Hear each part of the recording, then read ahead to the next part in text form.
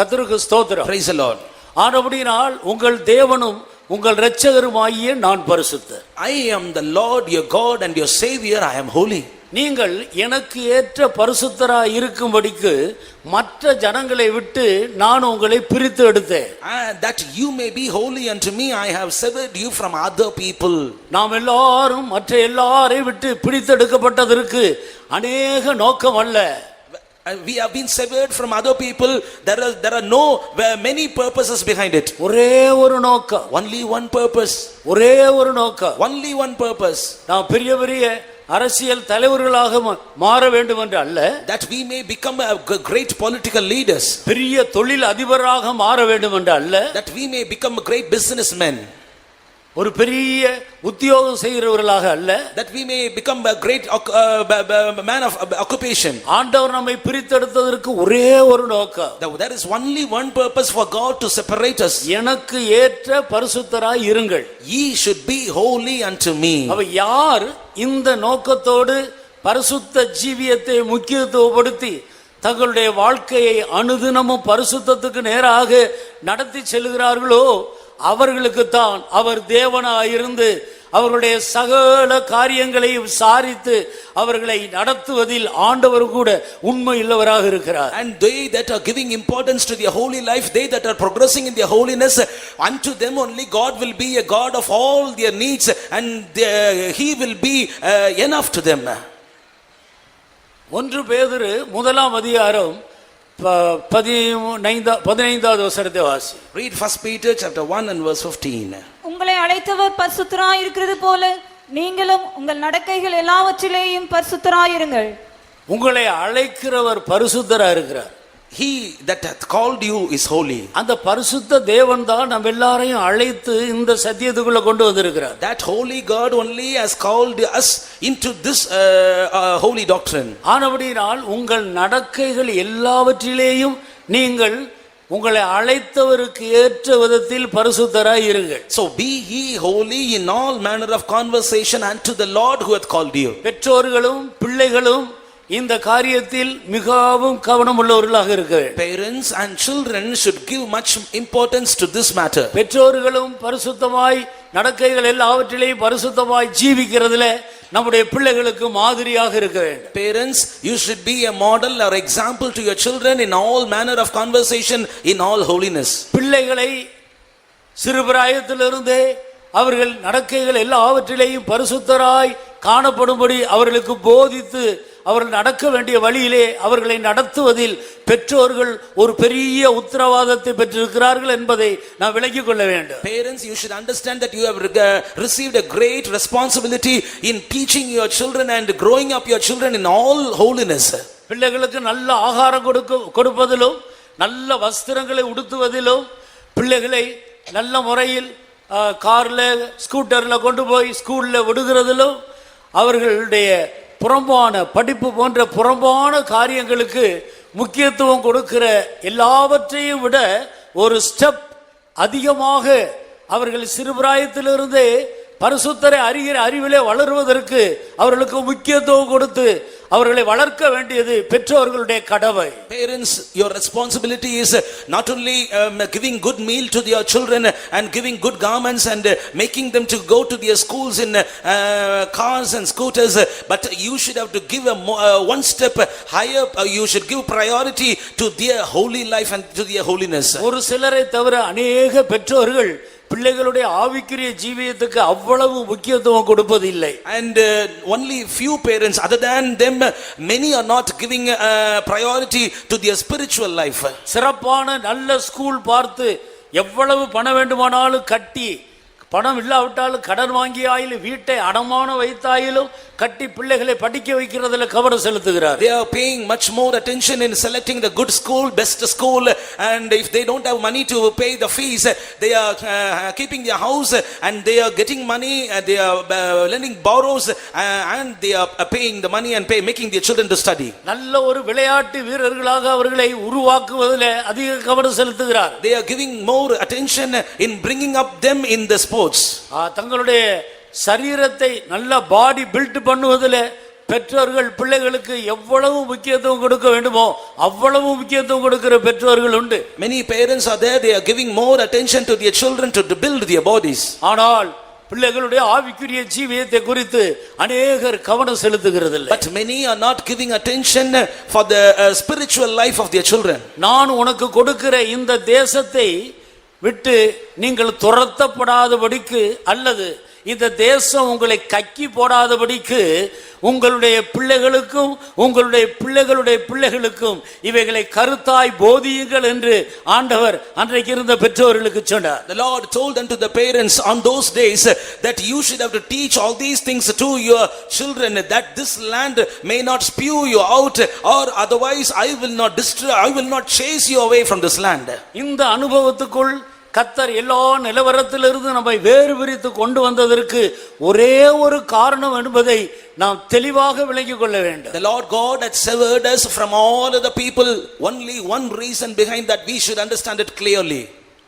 நம்முடைய தேவன் பரிசுத்தரா இருக்கிறது போல நம்முடைய நடக்கைகள் எல்லாவற்றிலேயும் நாம் சிந்திக்கிற காரியத்திலும் பார்க்கிற காரியத்திலும் பேசுகிற விஷயத்திலும் நம்முடைய தோற்றங்களிலேயும் நாம் நடக்கிற விதங்களிலேயும் நாம் தேவனுக்கு ஏற்ற பரிசுத்தர்களாய் நம்மை பாதுகாத்துக் கொள்ள வேண்டும் என்ற ஒரே நோக்கத்தோடு கர்த்தர் நம்மை பிரித்தெடுத்து கொண்டு வந்திருக்கிறார். God has severed us with one and only purpose, that we shall be holy unto him in all manner of conversation, in our thoughts, in our sight, in our speech, in all our walkings. இந்த நோக்கத்தை அல்லது இந்த லக்கை நாம் தவற விட்டு நாம் மற்றதற்கு முக்கியத்துவம் கொடுப்போமானால் இந்த கிறிஸ்துவ ஜீவியம் உங்களுக்கு கசப்பாக மாறும். Having missed this purpose, having missed this target, if you lead your Christian life, this Christian life will be a bitterness to you. உபாகமம் 28ஆம் அதிகாரம் 47வது வசனத்தை நான் வாசிக்கும் பொழுது, when we read Deuteronomy chapter 28 and verse 47, சகலமும் பரிபூரணமாக இருக்கும்போது, when everything is found in plenty, நீங்கள் மனமகிழ்ச்சியோடும் களிப்போடும் உங்கள் தேவனாகிய கர்த்தரை நீங்கள் சேவிக்காமல் போனால், if you don't serve the Lord thy God with joyfulness and with gladness of heart, சகலமும் குறைவுபடும். everything will lack. பசியோடும் பட்டினியோடும் நிர்வாணத்தோடும் உனக்கு விரோதமாய் வந்த சத்துருவை நீ சேவிப்பாய். Thou shalt serve thine enemies which the Lord shall send against thee in hunger, in thirst, in nakedness. அவர்கள் உன்னை அழித்து தீர்மட்டு விடுவதில்லை. And until they will destroy them, he will not leave you. எந்த தேவன் அநேக வாக்குத்தத்தங்களை கொடுத்து அவர்களை ஆசீர்வதித்து அந்த கானானில் சிங்காரமான தேசத்தில் கொண்டு போய் சேர்த்து அந்த தேசத்தை சுதந்தரிக்க வைத்தாரோ அதே தேவன் தான் இதையும் சொல்லுகிறார். The same God who made them to inherit many promises and to inherit the promised land, the same God is saying this also. ஆனபடியால் கர்த்தர் நமக்கு விதிக்கிற கட்டளைகளையும் கற்பனைகளையும் கைக்கொள்ளுகிற விஷயத்தில் நாம் கவனமாக இருக்க வேண்டும்.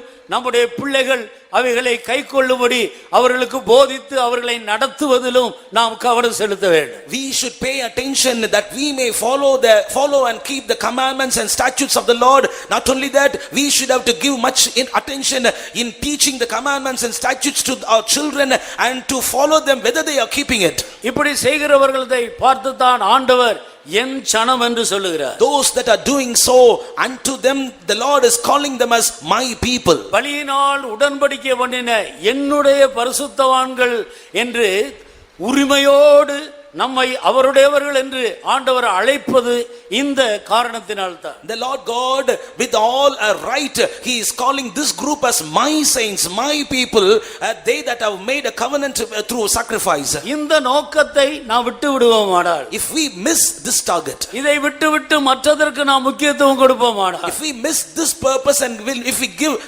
much attention to various other things, சனமும் அல்ல நான் உன்னுடைய தேவனும் அல்ல என்று ஆண்டவர் சொல்லுகிறார். the Lord says, you are not my people and I am not your Lord. நீ என் ஜனமும் அல்ல நான் உன்னுடைய தேவனும் அல்ல. You are not my people and I am not your Lord. ஆனபடியால் தேவனுடைய ஜனங்கள் இந்த விஷயத்தில் மிக முக்கியத்துவம் கொடுத்து நம்முடைய ஜீவியத்தை கட்டி எழுப்ப வேண்டும். Therefore the people of God should give much significance to this matter and we should build up our life. நீங்கள் யோபுவை கவனித்து பாருங்கள். Just give attention to Job's life. யோபுக்கு இருந்ததான ஆஸ்திகள் எல்லாம் யோபுடைய மூதாதைகள் சம்பாதித்து வைத்தது அல்ல. and the treasures and the assets of Job were not gathered up by his forefathers. யோபுக்கு இருந்த ஆஸ்திகள் அவருடைய பரம்பரை சொத்து அல்ல. The assets and the properties of Job were not the seed of the descent. யோபுவை கர்த்தர் ஆசீர்வதித்து அதனால கிடைத்ததுதான் எல்லாம். The Lord blessed Job, and because of that he received everything in his life. பெந்தெகோஸ்தேக்காரர்கள் என்றால் தரித்திரமாகத்தான் இருக்க வேண்டும், அவர்கள் ஐஸ்வர்யவான்களாக விட மாட்டார்கள், எப்போதும் தட்டி கொண்டே இருப்பார்கள் என்றுதான் சிலர் யோசிக்கிறார். Few are thinking like this, that every time they will tap the Pentecostal people that you should not be rich, you should be always poor. அப்படி அல்ல. It is not so. ஒரு யோபு அந்த தேசத்திலே ஒரு பெரிய ஐஸ்வர்யவானாக மாறவில்லையா? Is that Job had not become a rich man in that land on those days? வெறுமையாய் புறப்பட்டு வந்ததான ஆபிரகாமை ஒரு பெரிய சீமானாக கர்த்தர் மாற்றவில்லையா? This Abraham who came out as a poor man, had not the Lord changed him a rich man?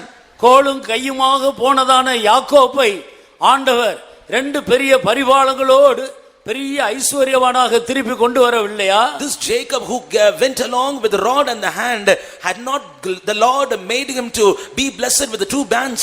வெறுமையாய் இஸ்லாமியரிடத்தில் விற்கப்பட்டதான அந்த யோசேப்பை ஆண்டவர் எகிப்திலே ஒரு பெரிய ராஜாவாக ஐஸ்வர்யவானாக மாற்றவில்லையா? This Joseph who had been sold in the hands of Midianites, had not the Lord made him a king and the ruler in the land of Egypt? தானியேலை ஆண்டவர் Babylon தேசத்திலே ராஜாவுக்கு அடுத்த ஸ்தானத்தில் கொண்டு வந்து நிறுத்தவில்லையா? Had not the Lord made Daniel to be in the second position to the king in the land of Babylon? 127 நாடுகளுக்கு ராஜாவாக இருந்த ராஜாதி ராஜாவாக சக்கரவர்த்தியாக இருந்ததான அகாஸ்வேரு ராஜாவிலே அடுத்த ஸ்தானத்துக்கு மொர்தெகாயை கர்த்தர் உயர்த்தவில்லையா? Had not the Lord exalted Mordecai to the second position to the king Ahasuerus, who was the then emperor, the king of 127 countries? தன் தாய் தகப்பனை இழந்து அனாதையாய் தன்னுடைய சித்தப்பாவினிடத்தில் வளர்ந்ததான எஸ்தர் ராணியை ஒரு பெரிய ராஜாத்தியாக 127 நாடுகளுக்கு ஒரு ராஜாத்தியாக ஆண்டவர் மாற்றவில்லையா? Had not the Lord changed Esther, who was an orphan and who was brought up by her small father, had not the Lord exalted him as her as a queen? நான் உன்னை வாளாக்காமல் தலையாக்குவேன் என்ற வாக்குத்தத்தத்தை ஆண்டவர் அவர்களிலே நிறைவேற்றவில்லையா? Had not the Lord fulfilled the promise which he says, I will make you the head not the tail? இந்த உயர்வு, இந்த மேன்மை, இந்த ஆசீர்வாதங்கள் யாரால் கிடைத்தது? And all these blessings, all these exaltment, கர்த்தர் ஒருவர் தான் அப்படி செய்தார். only the Lord hath done it. எந்த அடிப்படையில் அப்படி செய்தார்? Based on which thing he has did? அவர்கள் கர்த்தருடைய கற்பனைகளை கைக்கொண்டு தங்களுடைய தேவனாகிய கர்த்தர் பரிசுத்தராய் இருக்கிறது போல தங்களுடைய ஜீவியத்திலும் பரிசுத்தத்துக்கு முக்கியத்துவம் கொடுத்து ஜீவித்தபடியினால் அந்த அடிப்படையில் ஆண்டவர் அவர்களை உயர்த்தினார். Because they kept the commandments and statutes of the Lord and preserved their life holy, because their Lord was holy, Lord is holy, and because of that, based on this only, the Lord God exalted them. இதுதான் through proper channel-ஆக கர்த்தரால் உயர்த்தப்படுகிற உயர்வு. This is the right and proper channel through which you are lifted up by Lord. இந்த உயர்வில், இந்த ஐஸ்வரியத்தில் ஆண்டவர் வேதனையை கூட்ட மாட்டார். In this riches, in this exaltment, the Lord will not give pain to you. கர்த்தர் தம்முடைய ஐஸ்வரியத்தோடு கூட வேதனையை கூட்டார். The Lord will not add a pain to your riches. எந்த வேதனை இல்லாமல், எந்த எதிர்ப்பு இல்லாமல், எந்த பயம் இல்லாமல் அவர்கள் முன்னேறி கொண்டே போனார்கள். Without any pain, without any resisting, they are progressing up. நீங்கள் பரிசுத்த ஜீவியத்துக்கு முக்கியத்துவம் கொடுத்து கர்த்தருடைய கட்டளைகளையும் கற்பனைகளையும் கைக்கொள்ளாமல், you not giving importance to holy life and not keeping up the commandments and statutes of the Lord, கர்த்தருடைய வழிகளை விட்டு விலகி ஜீவித்து நீங்கள் முன்னேறி செல்லும்படி உங்களுடைய சொந்த முயற்சியில் நீங்கள் முயற்சி எடுத்து முன்னேறினால் அதிலே வேதனைகளும் அதிலே துக்கமும் அதிலே கண்ணீரும் கவலைகளும் பெருகிக் கொண்டே இருக்கும். Having moved away from the ways of the Lord, and when you are laboring of your own effort and own strength, when you are trying to be lifted up, then you will face only pains, griefs, sorrows and tears. ஒரு மனிதனை ஐஸ்வர்யவான் ஆக்குவதும் தரித்திரனாக மாற்றுவதும் கர்த்தருடைய கையிலே இருக்கிறது. It is in the hands of the Lord to make a man rich and a poor. ஆனபடியினால் கர்த்தர் உன்னை ஐஸ்வர்யவானாக்கும்படி அவருடைய கட்டளைகளை கைக்கொண்டு கற்பனைகளை கைக்கொண்டு அவர் பரிசுத்தரா இருக்கிறது போல நாமும் பரிசுத்தமாய் ஜீவிப்பதற்கு முக்கியத்துவம் கொடுப்போமாக. அப்போது கர்த்தர் உன்னை ஐஸ்வர்யவானாக மாற்றுவார். Therefore we shall keep all the commandments and the statutes of the Lord as he is holy. Let us all be holy unto him. Then he will fulfill his promises in our life. அது கர்த்தரால் சகலவற்றையும் அதனுடைய காலத்தில் நேர்த்தியாய் செய்கிற ஆண்டவர் ஏற்ற காலத்தில் அப்படி செய்வார். அதிலே அவர் உண்மை உள்ளவர். The Lord God who will do everything in this right time, he will fulfill all these things in your life. He is faithful in this matter. அதே நேரத்தில் கர்த்தர் உன்னை ஐஸ்வர்யவான் ஆக்காமல் நீ சுயமாக ஐஸ்வர்யவானாக பிரயாசப்பட்டால், At the same time, when the Lord God is not making you rich but you are trying to become rich, அநேக கண்ணியிலும் அநேக சோதனையிலும் சிக்குண்டு போவாய் என்று தீமோத்தேயுவின் புஸ்தகத்திலே நாம் எச்சரிக்கப்பட்டிருக்கிறதை வாசிக்கிறோம். we are warned in the epistle unto Timothy that you will be entangled in many snares and conflicts. ஆனபடியினால் அருமையானவர்களே, Therefore beloved ones, கர்த்தர் நம்மை எல்லா ஜனத்தை விட்டு பிரித்து எடுத்தது ஒரே ஒரு காரணம். the only one reason for God to separate us from all other people, நாம் நடக்கைகள் எல்லாவற்றிலேயும் தேவனுக்கேற்ற பரிசுத்தர்களாய் ஜீவிக்க. in all the manner of conversation we should be holy unto the Lord. யோபு ஒவ்வொரு நாளும் அதிகாலையில் பிள்ளைகள் அனைவரையும் கூட்டி சுத்திகரிப்பு கூட்டம் நடத்துகிறார். And the Job is gathering up his children every day and he is conducting the sanctification meeting. இருதயத்தில கூட பிள்ளைகள் கர்த்தரை தூஷிக்க கூடாது, கர்த்தருக்கு விரோதமாய் பாவம் செய்யக்கூடாது என்பதற்காக இவ்விதமாய் அந்த நாட்களில் எல்லாம் சர்வாங்க தகனபலி செலுத்தி வந்தார். And they were giving burnt offerings on those days that their children may have cursed God in their hearts, they may have sinned. அந்த நாட்களில் ஜீவித்த மனசாட்சியின் காலத்தில் ஜீவித்த யோபு தன்னுடைய சொந்த ஜீவியத்தை கர்த்தருக்கு முன்பாக எப்படி செய்தார் என்பதை யோபு 31ஆம் அதிகாரத்தை நீங்கள் வாசித்து பாருங்கள். And read Job chapter 31 about the life of Job who led his life in the period of conscience. கண்களோடு உடன்படிக்கை பண்ணின நான் ஒரு கன்னியின் மீது நினைப்பா இருப்பது எப்படி? I made a covenant with mine eyes, why then should I think upon a maid? தன்னுடைய சிந்தையிலே பரிசுத்தத்தை குறித்து அந்த நாட்களிலே யோபுக்கு எவ்வளவு பெரிய வெளிப்படுத்துதல் இருந்தது. See the revelation about the holiness which Job had received on those days. நான் அயலானுடைய வீட்டை எட்டி பார்த்ததில்லை, I have not looked into the neighbor's house. பிறருக்குண்டான ஒன்றையும் நான் இச்சித்ததில்லை. I have not lusted of the things of the others. நீங்கள் அந்த அதிகாரம் முழுவதையும் வாசித்து பாருங்கள். Read the whole chapter. அந்த நாட்களிலே யோபு இந்த பரிசுத்த தேவனுக்கு முன்பாக மனசாட்சியின் அந்த காலத்திலே யோபுடைய மனசாட்சி எவ்வளவு அதிகமாய் பரிசுத்தத்தை குறித்து யோபுக்கு போதித்திருக்கிறது என்பதை கவனித்து பாருங்கள். And listen and pay attention to this matter in which Job's conscience had taught the holiness unto him. நமக்கு மனசாட்சி இருக்கிறது, we have conscience, வேத புத்தகம் இருக்கிறது, we have the word of God, நான் பரிசுத்த ஆவியானவர் and இருக்கிறார், we have the Holy Spirit also, இயேசு கிறிஸ்துவின் ஜீவனுள்ள இரத்தம் நமக்காக பரிந்து பேசுகிறது, and the living blood of Jesus is interceding on our behalf. பரிசுத்த சபை ஐக்கியம் இருக்கிறது, we have the holy fellowship of the church, நம்முடைய ஆத்துமாவுக்காக உத்தரவாதம் பண்ணுகிற பரிசுத்தவான்கள் இருக்கிறார்கள், and we have the saints who are responsible for our souls. இந்த சூழ்நிலைகள் யோபுக்கு இல்லை. All these situations were not for Job then. அப்படியானால் மனசாட்சி ஒன்று யோபை அவ்வளவு துல்லிதமாக நடத்தி இருக்குமே, ஆனால் if conscience itself would have led Job in a very accurate way, இவ்வளவு சூழ்நிலைகளின் மத்தியில் இருக்கிற நாம் எவ்வளவு பரிசுத்தத்தில் வளர்வதற்கு நமக்கு வாய்ப்புகளை கர்த்தர் கொடுத்து வைத்திருக்கிறார் என்பதை கவனித்து பாரு. we should have to listen and understand God has given various opportunities, various choices that we may progress in a holy life. இன்றைக்கு நம்முடையவர்களில் அநேகர் பலவித சோதனையிலே சிக்குண்டு கடனாளிகளாய் பல வருத்தத்திலும் கஷ்டத்திலும் வியாதியிலும் பலவிதத்திலே அவர்கள் கஷ்டப்படுவதற்கு ஒரே காரணம் பரிசுத்த ஜீவியத்துக்கு முக்கியத்துவம் கொடுக்காமல் இருப்பது. Many of our people are entangled in the snares and they are found debtors because the one and only thing is they have not given importance to their holy life.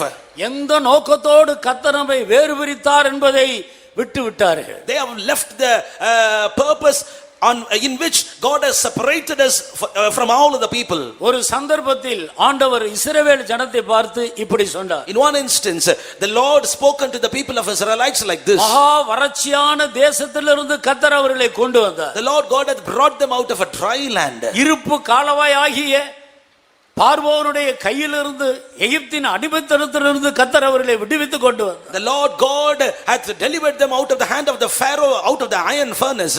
சமுத்திரத்தை இரண்டாக பிளந்தார். The Lord God divided the sea into the two. யோர்தான் நதியை பின்னிட்டு திரும்ப போக பண்ணினார். He made Jordan to go back.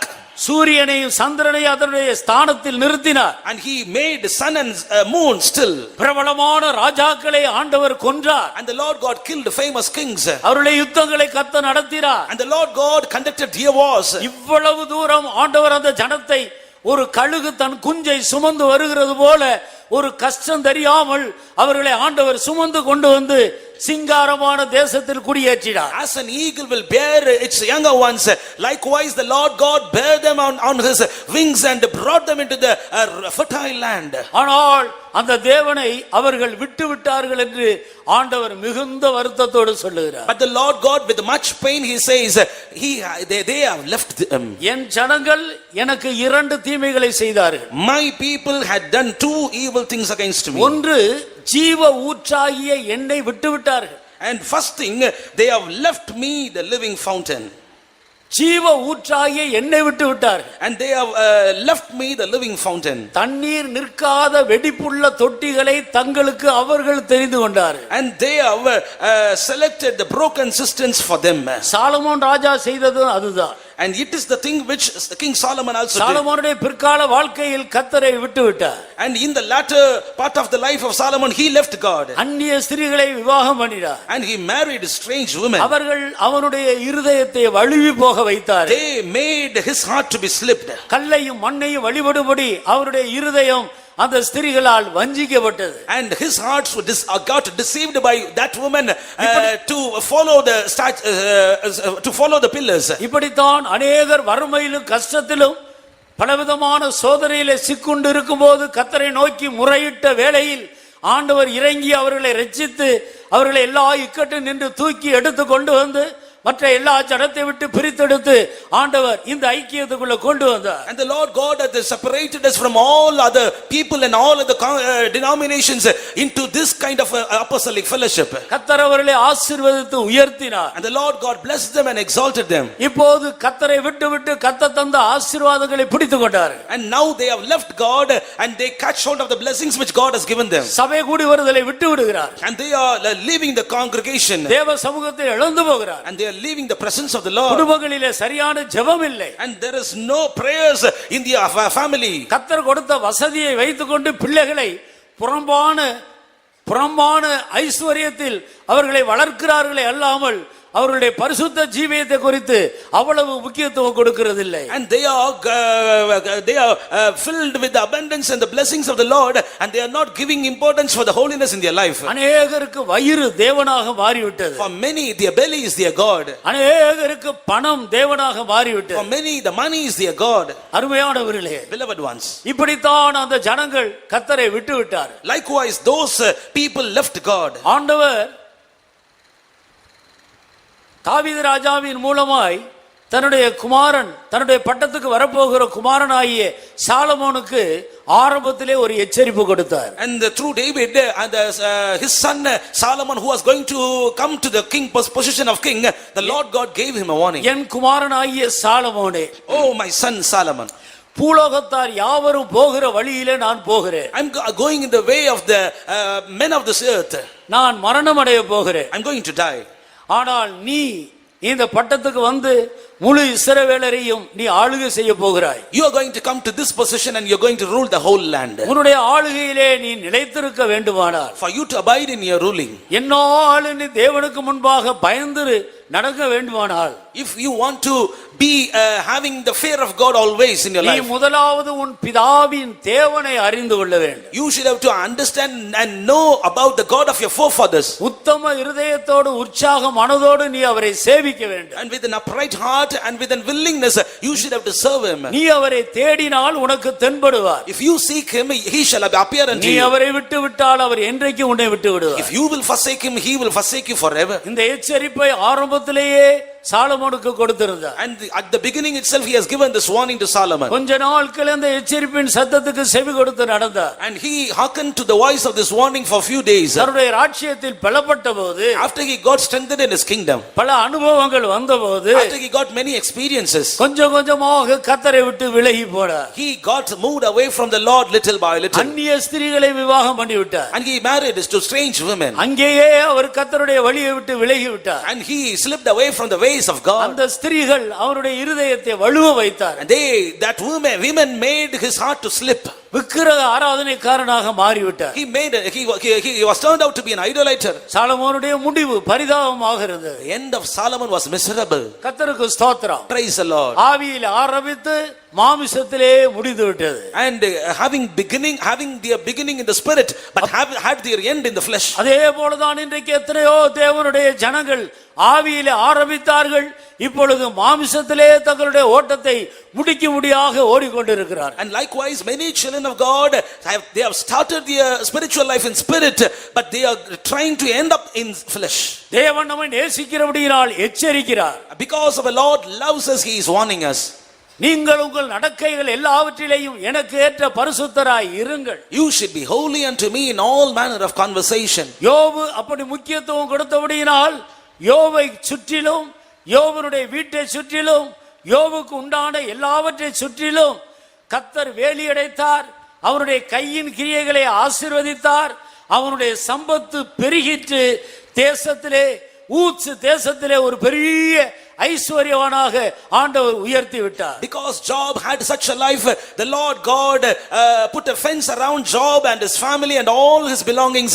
Not only that, the Lord God made his assets and properties to be plentiful and abundant, and the Lord God blessed him. ஆனபடியால் எத்தனை பேர் இந்த விஷயத்தில் இந்த மாலை வேளையிலே உணர்த்தப்படுகிறோம்? So how many of you are convicted in this matter in this evening? இன்று முதல் என்னுடைய தொழிலுக்கு நான் முதலிடம் கொடுக்க மாட்டேன். Right from this day I will not give importance to my business. என்னுடைய பிள்ளைகளுக்கு முதலிடம் கொடுக்க மாட்டேன். I will not give importance to my children. என்னுடைய கணவன் மனைவிக்கு முதலிடம் கொடுக்க மாட்டேன். I will not give importance to my husband or my wife. என்னுடைய உத்தியோகத்துக்கு முதலிடம் கொடுக்க மாட்டேன். I will not give importance to my job. இனி ஒவ்வொரு நாளும் என் தேவனுக்கே முதல் இடத்தை கொடுப்பேன்.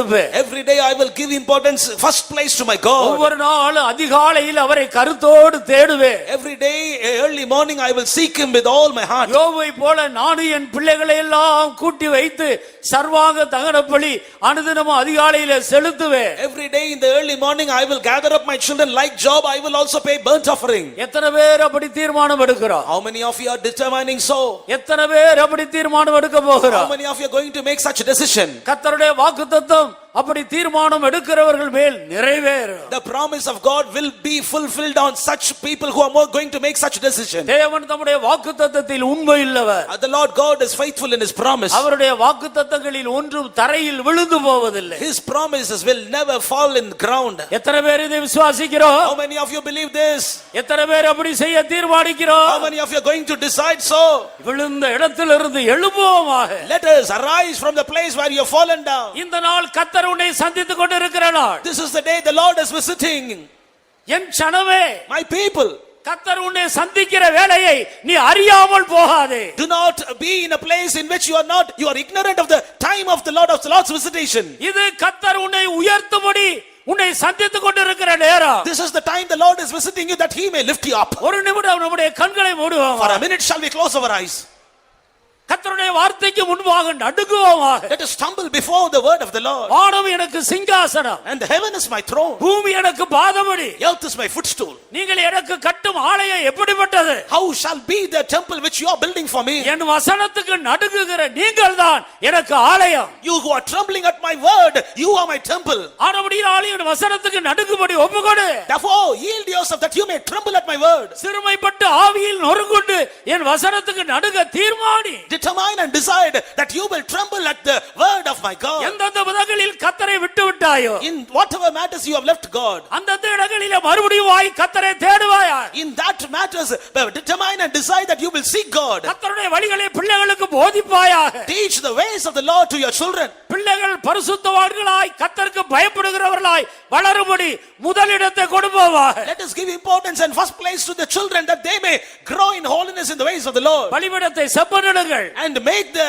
altar in a right manner. எல்லாரும் பலிபீடத்தை செப்பனிடுங்கள். And let us all build the altar again. ஒவ்வொருவரும் சொந்த ஜீவியத்திலே தாங்கள் விட்டு வழிகளை திரும்பி கர்த்தரிடத்துக்கு வந்து அந்த வழிகளை கைக்கொள்ளும்படி ஒப்புக்கொடுப்போமா. Set right your life that you may follow the ways of the Lord again in your life. இன்றைக்கு சரியான ஒரு தீர்மானத்தோடு பலிபீடத்தை இருதயத்தை செப்பனிட்டு கர்த்தரிடத்தில் திரும்பினார். With the right decision, if you are trying to turn towards God, having your hearts set right. நீ என்னிடத்தில் திரும்பினால் நான் உன்னை திரும்ப சீர்படுத்துவேன். If you turn unto me, I will make you to be established again. இனி நீ விழுந்து போவதில்லை. You will not fall again. இனி நீ நஷ்டப்பட்டு போவதில்லை. You will not be lost again. இனி உன்னுடைய சொந்த ஜீவியத்திலே தோல்வியை காண்பதில்லை. You will not see failure in your life, personal life again. உன்னுடைய பிசினஸ்ல வியாபாரத்திலே நஷ்டத்தை காண்பதில்லை. You will not be seeing losses in your business again. எத்தனை பேர் இந்த வார்த்தையை விசுவாசிக்கிறீர்கள்? How many of you believe this word? கண்களை மூடி கர்த்தரிடத்தில் ஒப்புக்கொடுங்க. Having your eyes closed, yield yourself in the hand of the Lord. ஆண்டவரே, நீர் பரிசுத்தராய் இருக்கிறது போல Oh Lord, as you are holy, வாயை திறந்து இருதயத்திலே விசுவாசித்து வாயை திறந்து அறிக்கையிடுங்கள். believe in your heart, open your mouth and confess it. நீர் பரிசுத்தராய் இருக்கிறது போல Lord, as you are holy, நானும் என் குடும்பம் myself and my family, என் பிள்ளைகளும் my children, நாங்கள் பரிசுத்தத்துக்கே முதலிடம் கொடுப்போம். we will give significance to the holiness of Lord. பூமியில் உள்ள எல்லா ஜனங்களை பார்க்கிலும் பரிசுத்த ஜனமாய் நாங்கள் நிலை நிற்போம். More than all the other people of this earth, we will be holy unto you, O Lord. இந்த வார்த்தை உன்னுடைய வாயிலே இருக்கும் பொழுது, If as this word will be in your mouth, இதோ கர்த்தர் வானத்தை திறக்கிறார். oh behold, the Lord is opening up the heavens. உனக்காக ஒரு அபிஷேகத்தை ஊற்றுகிறார். For this sake the Lord is pouring out anointing.